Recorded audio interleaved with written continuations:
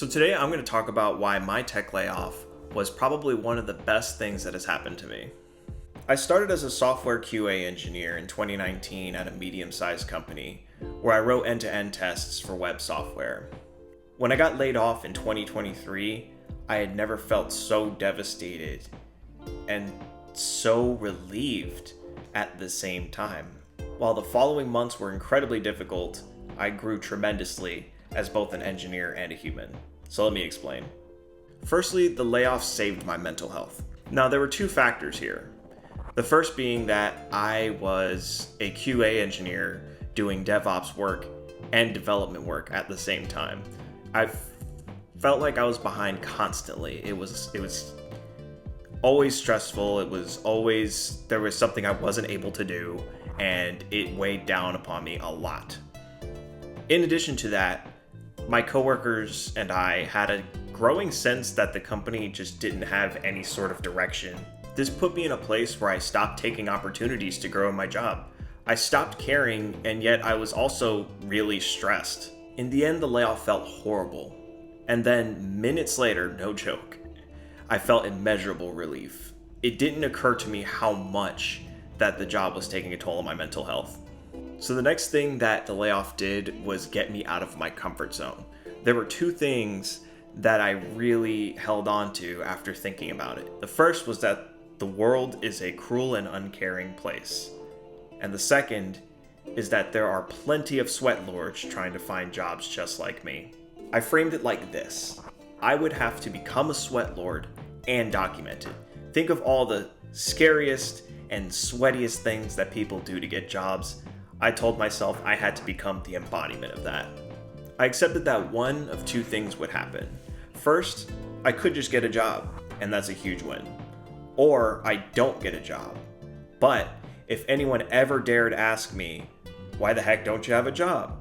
I can sit there with a laptop in front of me and say, hey, look at all these things I did. I did all of these things and I still don't have a job. And I would feel justified.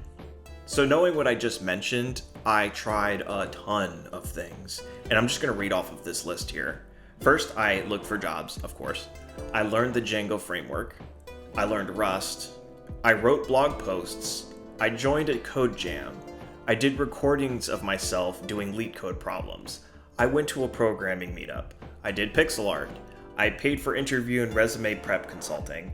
And I got LinkedIn Premium and updated my LinkedIn to be up to date. Some of these things I was already doing to a small degree before I got laid off, but I was able to double down on a lot of them too. So the next thing the layoff did for me was really push me to learn from my mistakes and improve on them. I had an interview with a company that used leet code questions as part of the technical interview, and I did horribly. It was so bad that it to me called into question my ability as a software engineer. It was so bad that if anybody else had been in my shoes at that time and gave up at that moment, I couldn't blame them. Like, it was bad. So I asked myself, okay, fine, what would a sweatlord do? And you know what a sweatlord would do, right? They would practice. I took it to an extreme. I video recorded myself solving these questions with the screen also being recorded. And then I just went through the problems. I would take down how long did it take for me to solve these problems? What did my body language look like? Was I making sense while I was talking through it? I mean, really, there was just so many details that go into it that I knew I had to just practice.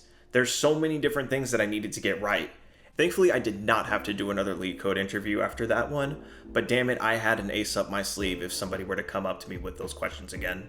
So the next thing that was great, and weirdly kind of the smallest thing that I have as part of the video, is that I did eventually get a job. I'm so glad about it. The interview with them was actually the most fun interview I've had with a company ever. To this day, I still work there. It's been about 2 years now. I've been able to grow more as a developer and reach a leadership role.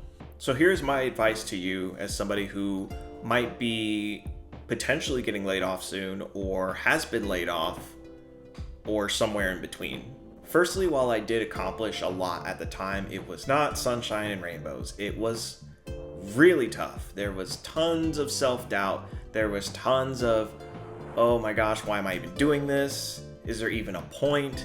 Am I just spinning my wheels? Yes, all of that is a thing, and it's real, and it sucks. It comes with the growth. That's just how growth is, unfortunately. You're not doing anything worthwhile if you're not feeling some amount of discomfort. For those who are afraid of being laid off, there's not going to be anything that will quell that fear, and that's okay. But what you can do is at least try to seize control of the things that you do have control over, right? So your skill level at whatever job you're doing, you could try to do a bit more at your job and get paid for it, get paid more for it. Don't do more work for the pay you're already getting. And also, you could just work on skills at home, right? If there's something that's adjacent to your profession that you think you can kind of turn into an interest and also something that could make money, it doesn't need to be a side hustle, just better skills that could give you some amount of peace of mind, right? It's better to have at least something else that you can kind of hold on to and say, well, if I got let go from my job, I'm still good at this thing. And that's very valuable, especially when things get rough. So yeah, for those of you who are just in that situation right now or fear you might be in that situation, all I ask of you is to ask yourself, what would a sweatlord do? Thanks for watching.